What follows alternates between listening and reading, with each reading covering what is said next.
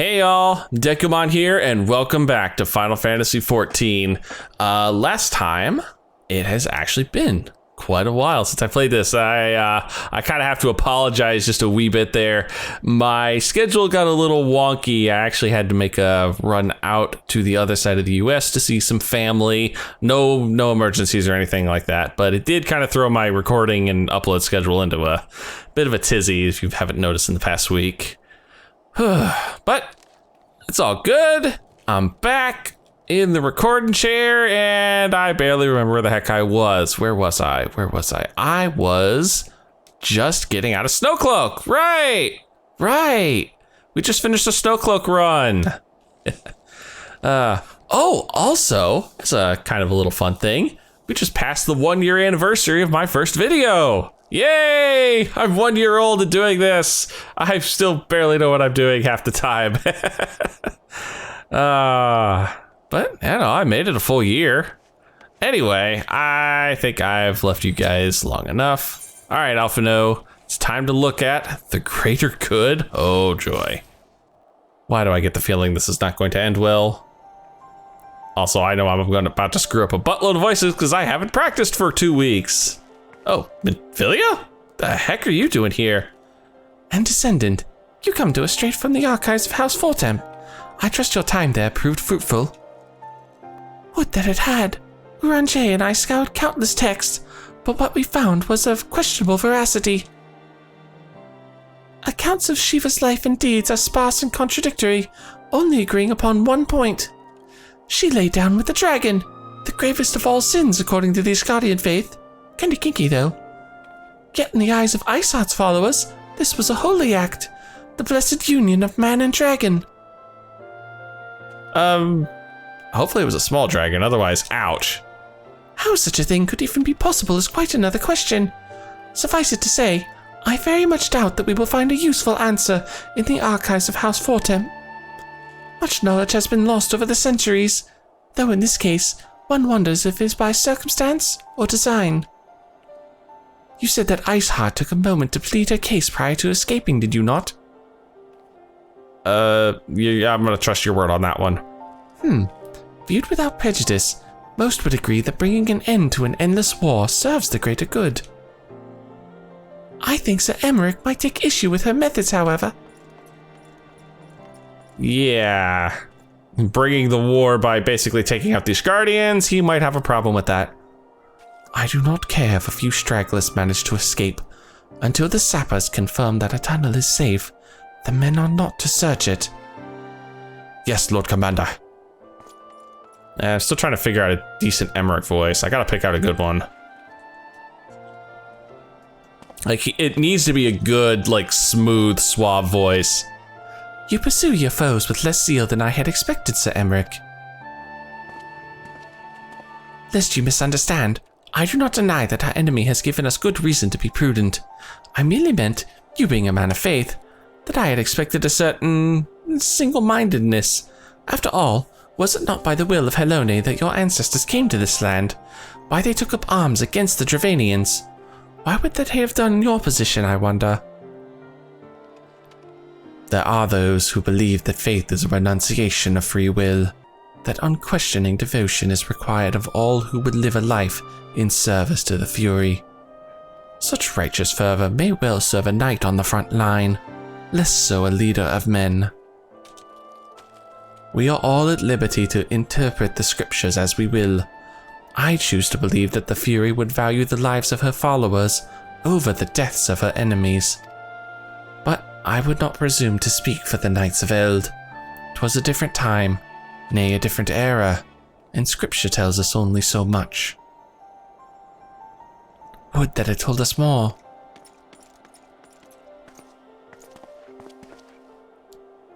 Oh, I guess it's not important.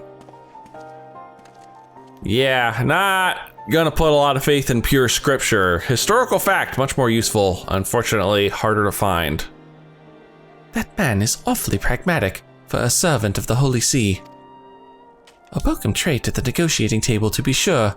Less so when one's enemies are making ready to harness the power of a god, however. Mayhap he does not truly believe that Iceheart's plan can succeed. Truth be told, I too remain somewhat skeptical. Shiva was real, a living, breathing woman. Of that there can be no doubt. In this respect, she differs from every other figure to have been summoned, each of whom was worshipped as a god. The sole exception being good King Mogomog XII, the myth made manifest in response to the fervent supplications of the Mughals god. Saint Shiva may differ, but what of the heretics? They are a tribe of outcasts in war with a mighty nation, who yearn for the resurrection of the one who embodies their beliefs.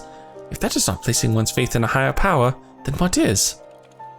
Crystals and conviction, Minfilia. They have them both in abundance.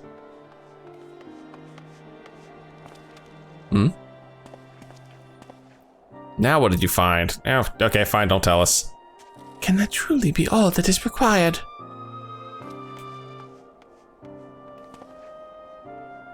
My survey team has concluded that a preliminary analysis of the aetheryte Iceheart used escape.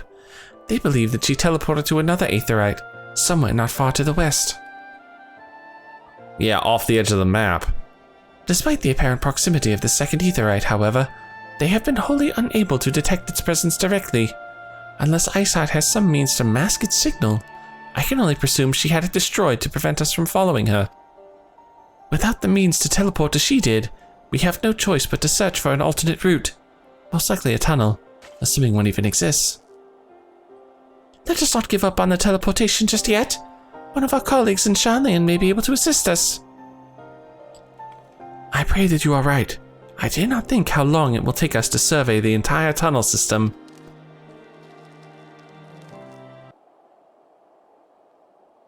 While Minfilia looks into our aetheryte problems, I would like to request your assistance with another matter. The third unit is currently tracking the remnants of the heretic force, which attacked us. However, the search goes poorly, despite our numbers.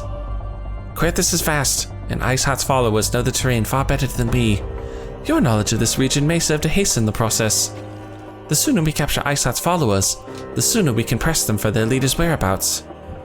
Also, though it is admittedly a selfish request, I feel that my braves would benefit immensely from working alongside you. While we have our share of veterans, we also have more than a few less experienced recruits, many of whom look up to you, in case you were not aware. Sure, I'll be the shining example. Good, I knew you would understand.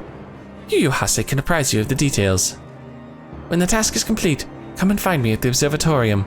Captain Ilbert and I are meeting there to discuss the latest developments in his investigation. The Temple Knights shall hold Snowcloak in our absence. Let us leave them to their work. Ours is more pressing. Is it though? Yeah, it probably is. There's the quest accepted. Alright, what's the plan? Speak with Yuyuhase. Oh, you're right here. Okay, fine.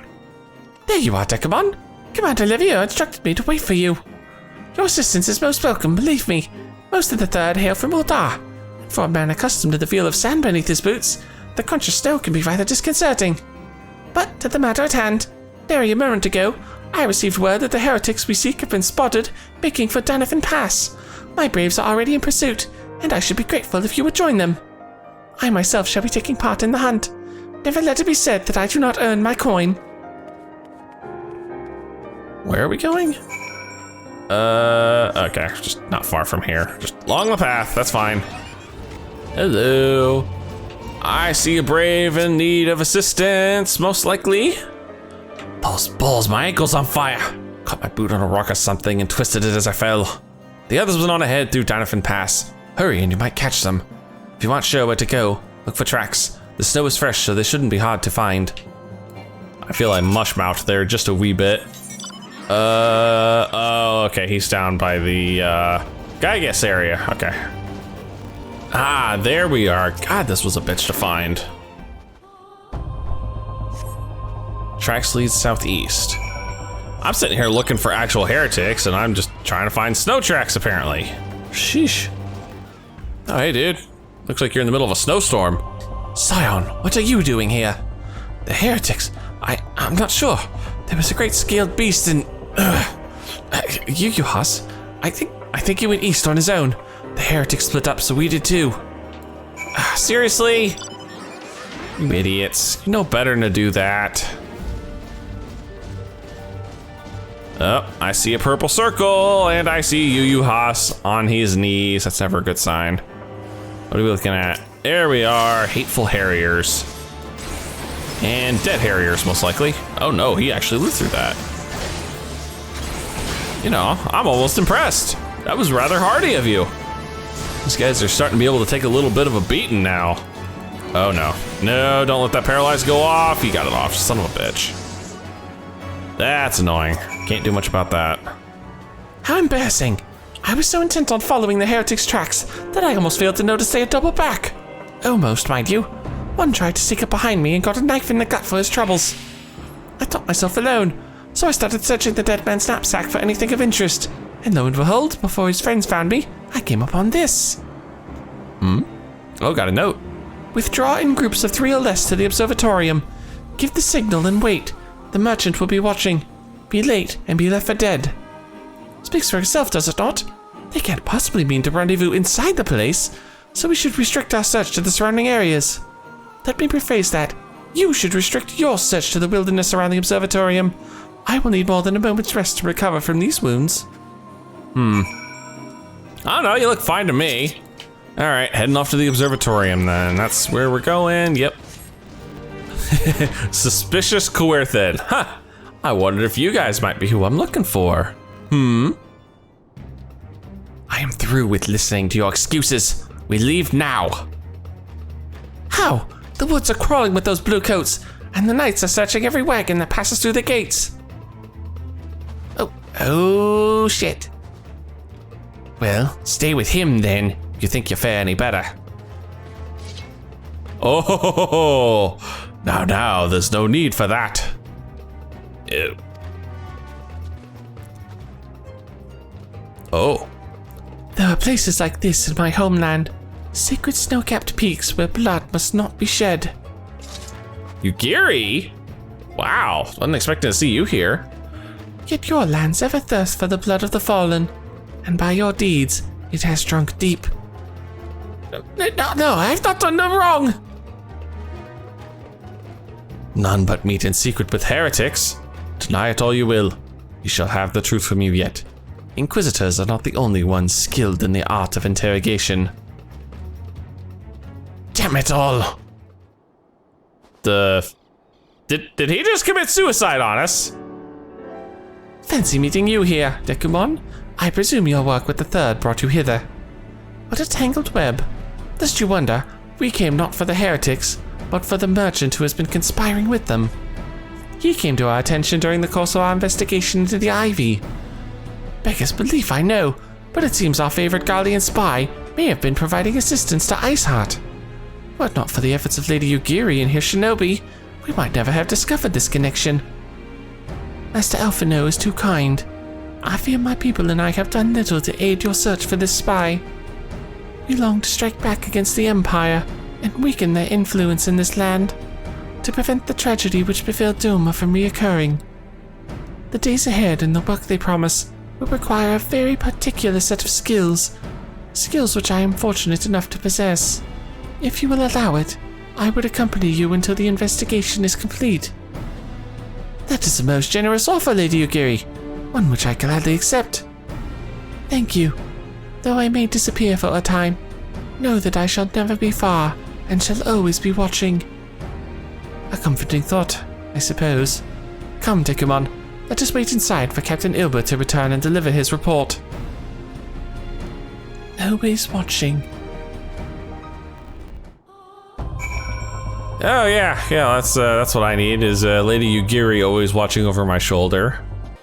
Captain Ilbert seems confident that the merchant's resolve would swiftly crumble when pressed. If so, we should have new information ere long. As to whether it will bring us any closer to learning the Abbey's identity, I would rather not say.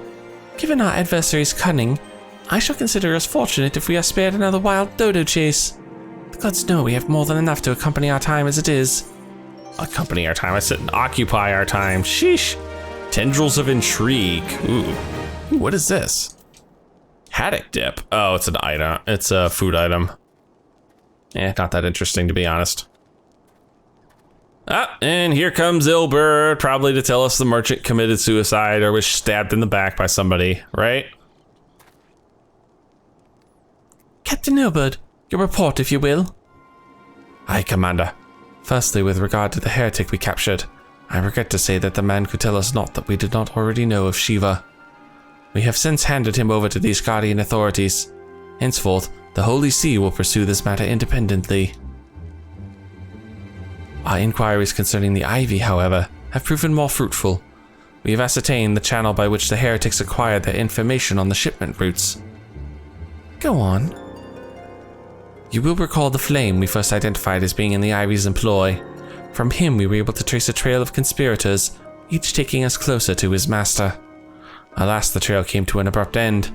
Fearing that the investigation had been compromised, we took the necessary step of detaining all suspected of conspiracy. There were 5 on our list, including a flame stationed at Revenant's Toll. The man's primary duty was to keep an inventory of donations from abroad, the particulars of which he would share with benefactors, thereby ensuring that needs did not go unfulfilled. By virtue of his role, he was privy to the details of all shipments bound for the settlement, needless to say, that included those originating from House Fortem. He knew the precise route the caravan would take, and he sold that information to a merchant. I think I can guess which one. None other. With a little encouragement, he soon confessed to knowingly aiding and abetting the heretics. Well, that is one mystery solved at least. But what of the Ivy? Are we any closer to prying off his mask? I dare say we are, Commander. Our relentless pursuit has forced him to commit a grave error. In a desperate bid to cover his tracks, the Ivy resorted to exercising certain administrative powers available only to high-ranking members of the Immortal Flames. If you consider then that our investigation is known to barely a handful of them, the field of suspects is greatly narrowed. You mean to say that the agent is among Raubon's innermost circle? Someone who has been with him since the Immortal Flames establishment? 'Tis the most plausible explanation. The infiltration likely occurred during the company's founding, with the groundwork for the act being laid beforehand. To slip into a position of authority unremarked, and remain above suspicion all those years. Damn. I was surprised, though I really should not have been. Of the 3 grand companies, Muldav's was ever the most vulnerable to infiltration. Both Limsa Leminsa and Gridania had long-standing armed forces that lent themselves well to the formation of the Maelstrom and the Order of the Twin Adder. To all intents and purposes, it was the same people, loyal ones, mined under the same leadership, only the banner was different. Not so with the Flames. Uldar's military was made up of disparate orders, most of which were glorified mercenary companies that answered only to their own playmasters. Hardly an ideal environment in which to establish something as high-minded as a grand company. The difficulties Raubon faced when founding the Immortal Flames are well known. Even after he had convinced his fellow syndicate members to share the cost, there remained the small matter of finding enough bodies to fill the ranks. Indeed, and given the pressing nature of the Imperial threat, that meant recruiting every passing sellsword. Amidst the chaos of its founding, it would have been child's play to infiltrate the company. A good deal easier than now, aye. The Immortal Flames have ever been caught between conflicting interests, the public and the private. Though the monetarists ultimately agreed to support the organization's founding, it was not out of charity they did so, but simple self-preservation. Had Neo Vandarnis' ambition been any less apocalyptic, you would be sure that they would never have risked supplying Raubon with an army. 'Tis but a wonder they did not attempt to extinguish the flames the moment the danger had passed. Yeah. Returning to the present, however. Even as we speak, our Doman allies are shadowing several high-ranking Flames, any one of whom could be the Ivy. Desiring to deal a blow against the Empire, the refugees were eager to lend us their aid. I expect to hear from them ere long. Very good. Pray continue your investigation with the first. Meanwhile, have the second attend to the unrest. The third can join the fourth in inspecting crystal shipments. If they notice anything unusual, I want to know about it. If Shiva is summoned in like manner the other primals, the heretics will be looking for further supplies. Understood, Commander. I shall send word to Sir Emmerich informing him of our success in identifying the heretics' abettors. Hopefully, the information will be of some use to the Asgardians. It is time, Commander. Yes, I am aware. I know it's my bath time. An emergency council of the Alliance leadership has been called. There have been developments in Garlemald, it would seem. As commander of the Crystal Braves, my presence has been requested. I would have you accompany me, Dekumon. As the realm's stoutest champion, 'tis only meet that you be present for the discussion. Oh, and the antecedent has already given her consent, lest you worry. Well, that's good. Saves me having to go talk to her myself. Alright, speak with Alphino again. Like me, you are doubtless eager to conclude our business with Iceheart, but until another path to her sanctum is found, she will remain beyond our reach. Minfilia and the Archons are sparing no effort to secure an alternate route. Until such time as they succeed, I suggest we give some thought to the realm's other problems. I shall go on ahead to Gridania, in readiness for the coming council. Meet me at Nofisha's altar, and we shall make our way to the Lotus Stand together. Back to Kane Senna's place. My thanks for coming, Dekumon. When you are ready, speak with the conjurer yonder. She will show us to the Lotus Stand. Oh, okay. I mean, not like there's any other way in here. There really isn't. The Alliance leaders await you at the Lotus Stand. Will you be joining them now? Yep, off we go. Something tells me this is going to be voice. There's too many major players here. Change has come to the Garlean Empire, and we must discuss the implications. Oh? Did the War of Succession finally finish out? The rumors are true then? The War of Succession is ended? Damn! I called that one. It is. A new emperor reigns in Garlemald. And he's just as much of a dick as the last one, right? Who indeed? Oh, I see. And all too rapid expansion of the Garlean Empire is commonly attributed to the strategic brilliance of Solus Zosgalvis, yet he did not rule alone. Several members of the royal household also distinguished themselves during his reign. Nevertheless, it was the eldest son who stood to inherit the throne, until his most untimely passing. Untimely, huh? Oh. I thought us fortunate when I learned that the Emperor had died without naming a successor.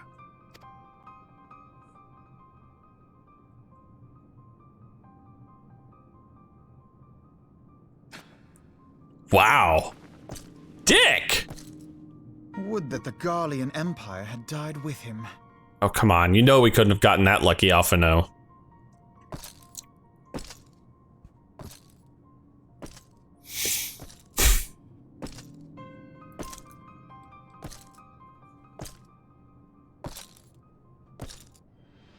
Twas the grandson and his uncle who had the strongest claims, was it not? So which one is this? The grandson or the uncle? Whoever he was, he's kind of a dick to the old man. Yet claims count for little without the power to assert them.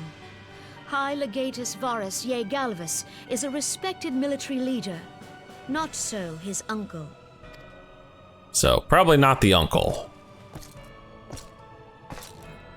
So young Varus has torn the crown from his uncle's grasp and taken his place at the head of the Empire.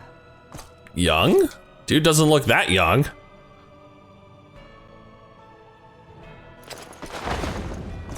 Jeez. Gotta love the big sweep of the cape there. So dramatic.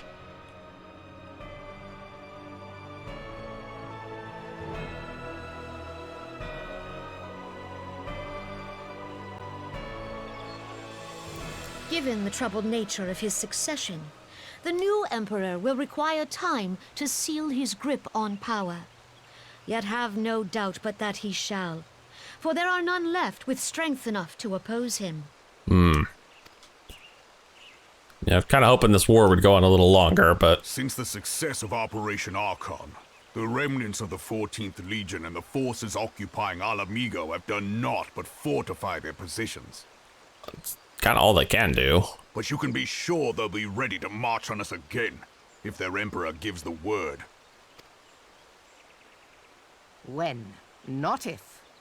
They say this Varus was so set upon Eorzean annexation that he spoke out against the Meteor Project. I would call him not that bad of a guy, except for the whole Eorzean annexation part there.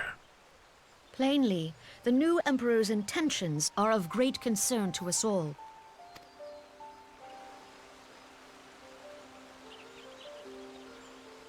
I propose that we set aside the Cartano dispute for the present, and discuss what measures the Alliance might take to prepare for a resumption of hostilities with Garlemald. Wow, that's surprisingly forward-thinking of you. Moreover, I move that we re-examine the question of how our former allies in Ishgard might be persuaded to retake their place at our side. Could Eorzea but stand as one, 'twould deal a grave blow to our enemies' ambitions. I mean, it's a good thought, but they're so busy with the goddamn Travanians. Don't know how we'd get them to stop it. Sorry, that looked kind of odd there for a second.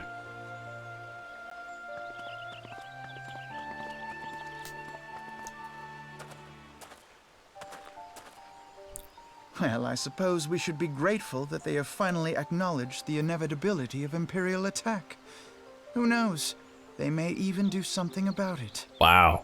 All that confidence, Alphino. All that confidence. If only the leaders of Ishgard would follow their example and stop hiding behind their gates, praying for the coming storm to pass them by. But that is a discussion for another time. At present, I am more concerned by the fact that the Alliance's mooted preparations will be made known to the Garleans many moons before their coming. Oh, he's talking about the ivy? So long as the ivy eludes our grasp, no secret is safe. Don't worry, we'll find them. I'm sure we will. Might take us another patch, though. Don't remember when we actually catch the ivy, if we catch the ivy, or if they just poof out. It will not have escaped your notice that the nations of Eorzea are no nearer to being of one purpose, despite their protestations to the contrary. Plainly, the threat of a resurgent Garlemald is not enough to stir them. And the reason for this? Deep-rooted mistrust amongst the citizenry. The nation's leaders can come to all the understandings they like, but their unity means little and less to the common folk. Take the Laminsons, for instance. Though Admiral Merweb outlawed piracy over a decade ago, foreigners still picture the nation as a haven for grog-spilling, wooden-legged cutthroats. And likewise, the Gridanians are mocked as hermits who talk to trees, and the Uldans scorned as swindlers who worship coin. Not that such sentiments are entirely without grounds, of course. Take that pillar of Uldar society, Teleji Adeleji, for example. But that is beside the point. The fact is that people are wary of outsiders whether they have cause to be or not. Oof. Well, that's a little on point at the moment, Alphino. On that basis, one could argue that the conflict at Cartano is a necessary evil. Each nation has its own warmongering faction that advocates the acquisition of Omega. In order to placate them, we present them something resembling warfare, and thereby curb their appetite for full-on conflict. But enough idle musing. Let us speak of a more pressing matter, the Ivy. Since we spoke at the Observatorium, Captain Ilbert has further shortened his list of suspects, and by happy coincidence, the one he deems the most likely candidate has lately come to Gridania. The hunt nears its end, Dekumon. All that remains is to cordon our quarry. Seek out Ilbert near the Adder's Nest. He'll give you the particulars. Should there be any developments in Querthus, you may be sure that I will send word without delay. In the meantime, I wish you success in apprehending the Ivy. Now, despite all the hints, I don't think the Ivy plotline is going to conclude right here and now. My thanks for coming, Scion. Doubtless the commander has informed you, but we may have unmasked the Ivy. From this point on, we must proceed with extreme caution. Extreme caution, he says. Yeah, sure, I can do that. Take that, actually. What do we got? Chasing Ivy. Well? Listen well, the spy we have been seeking all this time is none other than Flame Marshal Eileen Royal, Raban's second in command. Wow. That is a big accusation there. Prior to joining the Immortal Flames, She was a mercenary of no small renown. They say her skill with a polearm had to be seen to be believed. Of Ishgardian birth, she is the highest ranking foreigner in the Immortal Flames, barring the Flame General himself, of course. When he formed the Grand Company, Raoban chose people based on their worth. Whence they hailed was of no interest. The Monitors saw things differently, however. Having funded the enterprise, they reserved the right to reject candidates nominated for high-ranking positions. And 'twas no secret that they did not favor foreigners, Ishgardians especially, after the way the Holy See forsook the Alliance. Yet the Monitors did not raise so much as a murmur of protest when Royal was appointed to her post. Passing strange, is it not? Could it be that the Ivy has some hold over the Monitors?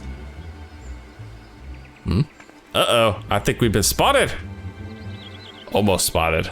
Almost spotted.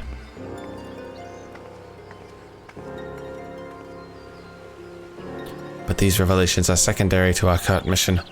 Of foremost interest to us is Royal's presence here now. As you may be aware, it is the duty of the Flame Marshal to command the Immortal Flames in the absence of her Flame General. While Raoban attended the Council of Alliance Leaders, she should have remained in the Hall of Flames. So why is she here? The woman has no business being in Gridania, yet here she is nonetheless, on some pretense. She's up to something, mark my words.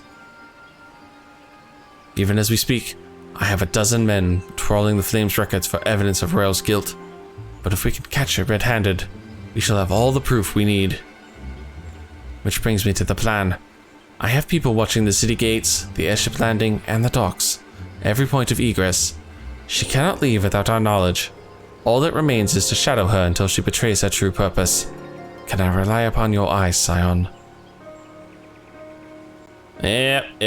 There we go. Another stoic nod for the pile. You have my thanks. Let us go then, and take care not to alert our quarry.